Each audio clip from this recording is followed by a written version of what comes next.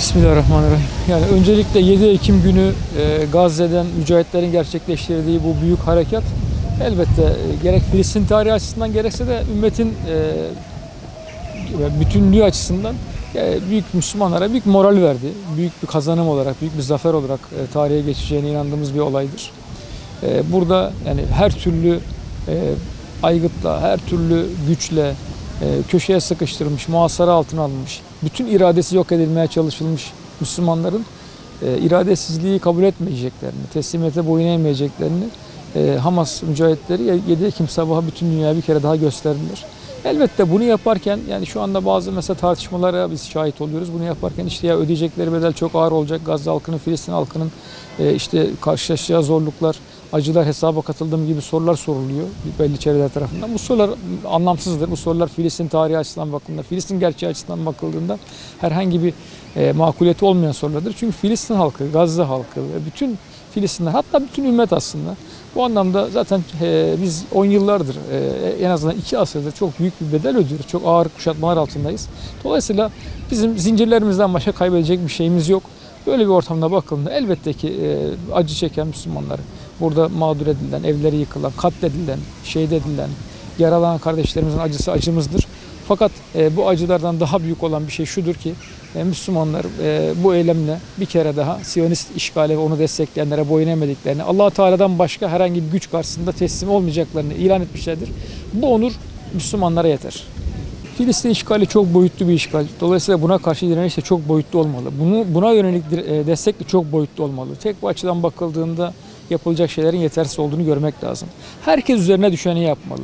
Yani örneğin İslami kuruluşlar, sivil toplum kuruluşları, gönüllü teşekkürler bunlar siyasi destek verebilirler. Bunu yapmak durumundalar. Biz bu anlamda meydanları, sokakları boş bırakmamalıyız. Her alanda Siyonistlerin zulmünü haykırmalı ve mücahitlerin yanında olduğumuzu ifade etmeliyiz ki burada mücahitler yalnız olduklarına dair propagandayı en azından kırabilelim. Bulunduğumuz yerlerde en azından Siyonist İsrail'in zihinleri işgal etmesini engelleyelim. Filistin direnişini en azından belki o coğrafyada Filistin topraklarında Filistin toprağını özgürleştiremezsek de zihnimizdeki Filistin'i en azından özgürleştirebilelim. Halka bu anlamda tebliğ ve davette bulunalım. Bununla birlikte elbette ki gücü olanlarında, devletler açısından, silahlı yapılar açısından, bölgedeki daha yakın konumda olan insanların da yapılarında, güçlerinde elbette üzerine düşen sorumluluğun daha üst olduğunu görmek lazım. Sadece demeçle, sadece beyanat yayınlamakla birileri bu sorumlulukları ortadan kaldıramazlar. Elbette ki bir takım dernekler, vakıflar, belli şahıslar açıklama yapabilir ama devletlere düşen şey bunun ötesine geçmektir. İlk planda Gazze'deki bu muhasaranın, bu vahşetin, bu katliamın kabul edilmediğini ve buna net bir tavır konulması lazım. Elbette tabii burada Müslümanların bir sıkışmışlığı söz konusu. Bunu fiilen bölgede yapabilecek olan sadece Mısır var. Fakat Mısır'da maalesef İsrail'den beter bir zihniyet tarafından yönetiliyor. Dolayısıyla Müslümanların kuşatılmışlığı bu anlamda kat kat devam ediyor. Ama en azından biz şunu biliyoruz ki göstermelik de olsa Arap dünyasında ortaya konan tepkiler olumludur. Burada elbette ki halklara, Müslüman halklara sokaklara çıkıp yönetimlerine dönük talepleri de bulunması o yönetimleri bir şekilde zorluyor. Bunun daha fazla zorlanması lazım. Türkiye'nin de yapabileceği şeyler vardır. Türkiye bu anlamda Batı ile diyaloğu olan, hatta Siyonist rejimle de diyaloğu olan bir ülke. En azından Siyonist rejimle bundan sonra bu vahşetten sonra ilişkilerin eskisi gibi gitmeyeceğinin hükümet tarafından açıklanmasını bekliyoruz. Gazze'nin kuşatılmışlığına dönük olarak işte elektrik, su, yakıt her türlü ihtiyacının da dönük olarak Siyonistlerin kuşatmasının kırılması konusunda daha yoğun çaba bekliyoruz. Sadece kınama yetmez. Bu anlamda yani Gazze'deki bu kuşatmanın kabul edilmediğini ve bunun derhal sonlandırılması gerektiğini bizzat Cumhurbaşkanı Erdoğan tarafından ilan edilmesinin Müslüman halkın beklentisi olduğunu bir kere daha hatırlatmak istiyoruz.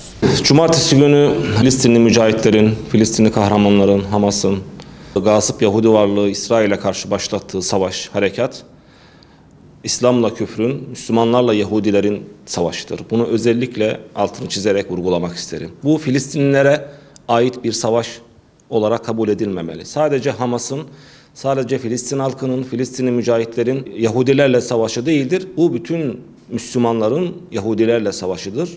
İslam'la küfrün savaşıdır. Dolayısıyla bu savaşın inşallah duamız, temennimiz odur ki inşallah Yahudi varlığı, işgalci Yahudi varlığı o topraklardan, mübarek beldeden temizleninceye kadar devam etmesi gerekir.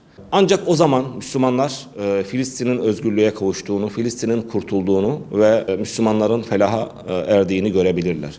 Dolayısıyla bu savaşta özellikle Türkiye halkı, Türkiye kamuoyu, Türkiye'deki siyasi partiler, İslami cemaatler çok net, açık bir tavır almaları gerekir. Bu savaşta biz kimin tarafındayız? İtidal çağrısı, efendime söyleyeyim arabuluculuk çağrısı, bu savaşın durması, barışın sağlanması, ateşkesin oluşması için girişimler işgalci varlığın o topraklarda uzun yıllar daha kalmasını, bir 10 yıllar daha kalmasını sağlayacak girişimlerdir. Bu girişimler işgalci varlığın, Yahudi varlığının orada toprak sahibi olarak devam etmesini kabul eden girişimlerdir. Bu girişimlere kesinlikle karşı bir tavır geliştirmemiz lazım. Bu savaş işgalci Yahudi varlığı temizleninceye kadar devam etmeli ve biz Türkiye iktidarı, Türkiye ordusu, diğer İslam beldelerinin orduları, diğer İslam beldelerinin halkları ve Türkiye halkı, Müslüman Türkiye halkı bu savaşta Filistinli mücahitlere yardım için sokaklara inmeli, meydanlara inmeli, sınırlara yürümeliyiz. Türkiye kamuoyunu savaşın Müslümanlar tarafından, İslam tarafından güçlenmesi ve kazanılması için kamuoyunu güçlendirmeliyiz. Dikkat edin, Türkiye'de adeta Yahudilere karşı, işgalci Yahudi varlığına karşı artan, yükselen onlara destek kamuoyunun arttığını görüyoruz. Medya akşama kadar Yahudi seviciliği yapıyor. Dolayısıyla bugün artık gerçekten Kudüs davasının yanında olup olmama zamanıdır. Herkesin, Türkiye halkının meydanlara inmesi, bu konuda siyasilere, iktidara, yöneticilere, Cumhurbaşkanı Erdoğan'a net bir tavır alması konusunda baskı yapması gerekir. Ancak o zaman biz Kudüs davasının yanında olduğumuzu söyleyebiliriz. Ancak o zaman biz Filistin meselesinde Filistin halkının yanında olduğumuzu söyleyebiliriz. Bu meselede Müslümanların duyarlılığının daha da fazla artması lazım.